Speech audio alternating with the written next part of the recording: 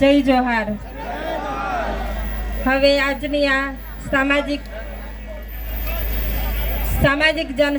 સમર્થન સભામાં ઘણે દૂર દૂરથી રાજસ્થાન, મધ્યપ્રદેશ, મહારાષ્ટ્ર, ગુજરાત, અંબાજીથી ઉમરગામ ઘણી મોટી સંખ્યામાં અહીંયા તમે પધાર્યા છો, એટલે તમારા બધાનો હું મારા પરિવાર વતી તમારા બધાનો આભાર માનું છું।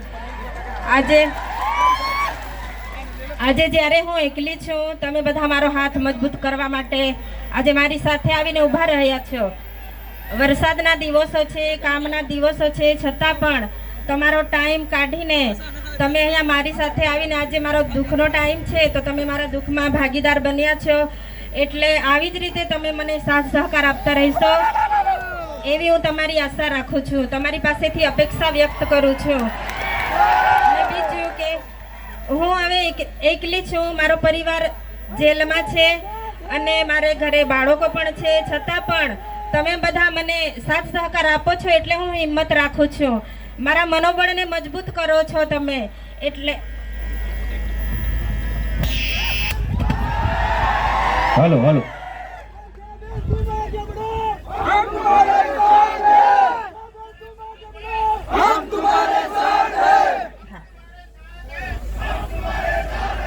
તમારો મને સાથ સહકાર આવી જ રીતે મળતો રહે એવી હું આશા વ્યક્ત કરું છું। અને બીજું, હવે જે 18 દિવસનું બાળક હતું, આપણે બધા જાણીએ છીએ 10 દિવસ જેલ ભોગવીને આવ્યું છે,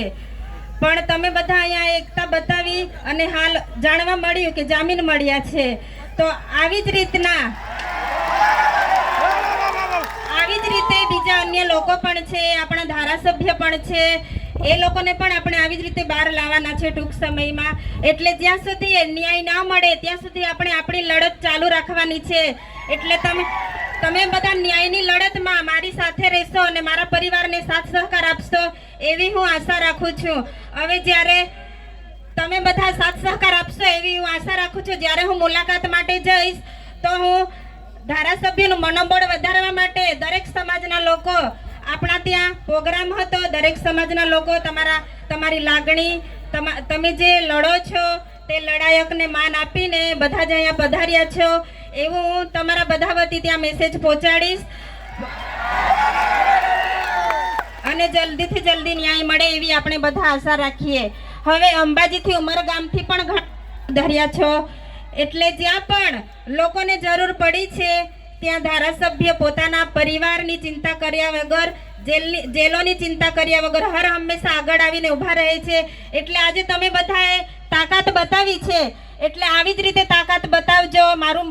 પણ મનોબળ મજબૂત કરજો, એટલે જે જેલમાં છે એમનું પણ મનોબળ મજબૂત થશે કે ના ખરેખર અમે જેલમાં છે છતાં પણ લોકો બધા અમારી સાથે છે, સાથ સહકાર આપે છે,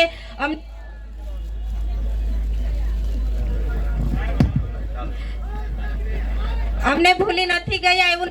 જોઈએ,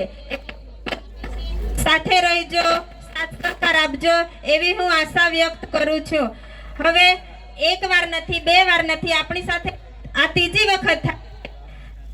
તમે પણ હર હંમેશા સાથ સહકાર આપો છો, જ્યારે પણ હું આમંત્રિત કરું છું કે હું એકલી છું, તમે બધા સાથ સહકાર આપજો, તો તમે બધા ઘણે દૂર દૂરથી અહીંયા પધારો છો, એટલે તમારો બધાનો હું આભાર વ્યક્ત કરું છું। અને દરેક સંગઠનના અગ્રણીઓ, વડીલો, ધારાસભ્યો અહીંયા જે પધાર્યા કાઢીને, એટલે તમારો બધાનો હું ખૂબ આભાર માનું।